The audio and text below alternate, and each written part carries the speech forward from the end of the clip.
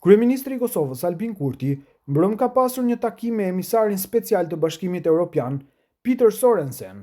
Në këtë darkë pune, siç njofton zyra e kryeministrit, është diskutuar për integrimin e Kosovës në BE, si edhe për procesin e antarësimit në Këshillin e Evropës.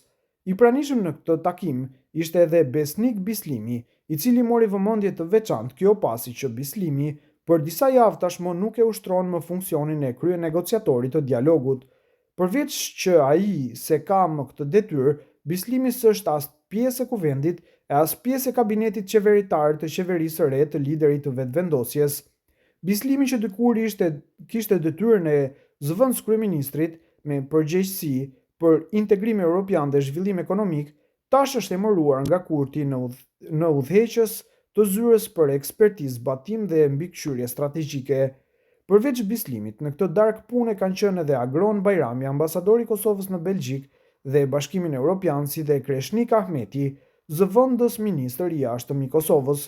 Në anën tjetër, në vend të Bislimit, Kurti ka emëruar Jeton Zulfajn, kryenegociator të Kosovës me BE-n.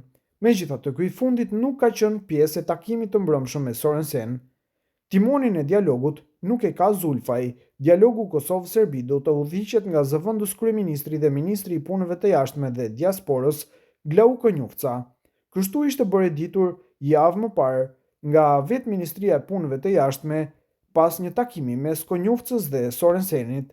Gjatë takimit, Konjufca informoi Sorensenin se procesi i dialogut tashmë do të jetë në udhëheqjen e Ministrisë së Punëve të Jashtme dhe Diasporës.